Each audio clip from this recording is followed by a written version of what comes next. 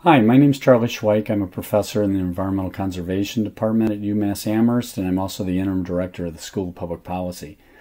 For about 15 years, I've been studying as a social scientist collaborative principles of open source software, and this screenshot is a screenshot of a book I wrote in 2012 based on a lot of the work I've done in the past.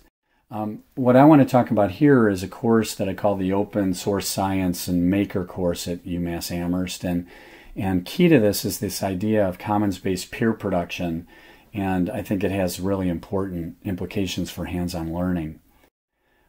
I don't have a lot of time for describing what commons-based peer production is. I'd be happy to talk more in a question and answer when we get to the online workshop, but this is a screenshot of the Wealth and Networks book by Yochai Benkler.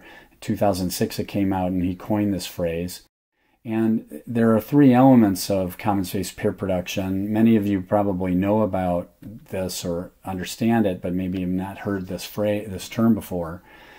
And it has to do with the three elements that are listed. Again, for time, I'm going to keep going, and I can talk about this more. But Benkler argues that this is the most significant organizational innovation that's emerged from internet-mediated social practice. And I agree with that. It's a really important phenomenon that we've seen in open source software. We're seeing it open source hardware. We're seeing it now open education types of principles. So the open sourcing of lots of different things, digital, is an important phenomenon. An example of peer production, for short, moving into science, is this group called the Public Laboratory of Open Technology and Science. And Public Lab, that's what they go by for short, is a community that's trying to use inexpensive, do-it-yourself scientific equipment and techniques, largely driven by environmental and social justice questions.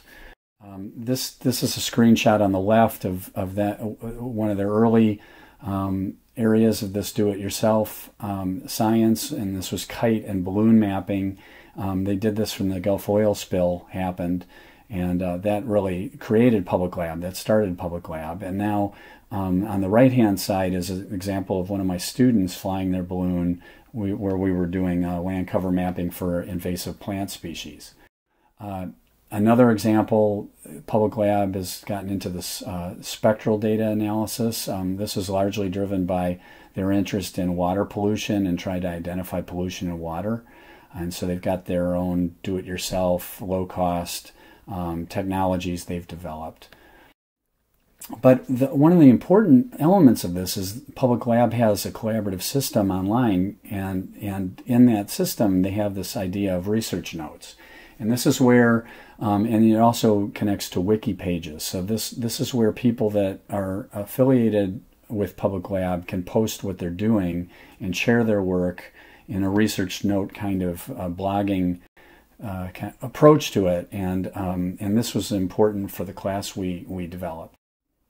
And this is an example, a screenshot of over time contributions for this particular spectrometer technology. And you'll notice when I took the screenshot, 75 different people contributed, 259 different research notes, and 40 wiki pages were tagged with this tag. And this particular spectrometer webpage on the right has had over 100,000 views. So this is really connecting to a global phenomenon. Okay, so what I want to do now in the time I have left is talk about the open source science course and how these things connect. So a lot on this slide, but basically the course on the left-hand side, what we're trying to do is provide students opportunities to pursue their own interests in environmental monitoring technologies, and we're trying to teach them this, quote, maker approach. We're trying to teach them how to participate in a live commons-based peer production, in this case Public Lab, and we're trying to teach them through the active team-based and flipped kind of approaches to teaching and work in interdisciplinary teams. And the final part is that they would do potentially some service learning by helping in a maker program locally. The graphic in the middle, the figure 1 graphic, is showing the flow chart of the way the students would come up with their own projects that they wanted to do. They would research them. They would implement a first version. They'd test, and then they'd reflect, and you'd iterate back to the research side. And we would do that as much as we could in a semester. And then you'd produce a finished product and what some people were calling instructables. You can see the course structure on the right-hand side. So in the beginning weeks, we would introduce these ideas. We'd introduce the idea of research notes. We'd introduce things like Arduinos and the fundamentals of that. And 3D design and printing was also introduced. Some students had some background in this, so some of them came from engineering or computer science. Others were from disciplines like communications or public policy even, and so had no background in this. Later, they'd create teams. They'd come up with their ideas of what they want to do and form teams around that. We'd order equipment. And then the rest of the semester was really open work sessions with periodic report backs on what they were doing, and we would discuss problems they were hitting through the class. And then we closed the course with public presentations at a local media organization, and we filmed those in a television show. So this is an example of one student project. It was an Arduino-based water pollution monitor. This was based on, the students took this on, built on an Arduino project that was already posted on Public Lab called the Riffle. And the students worked through the semester on building the Riffle and then doing some analysis on temperature and connectivity of this device. And then they got into developing watertight container designs, and that turned out to be quite a challenge in looking at different options. But the result was a functioning and measuring device, but they weren't able to pull off the no-leak container.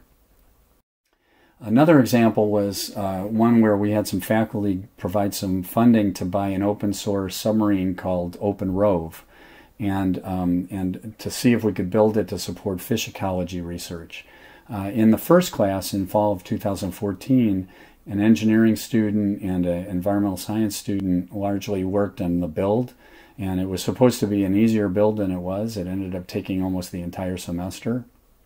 In the second course offering, another team of students took it on, and with that they were able to actually deploy it in a local lake, and use structure for motion to actually get 3D images of a small part of the lake bottom.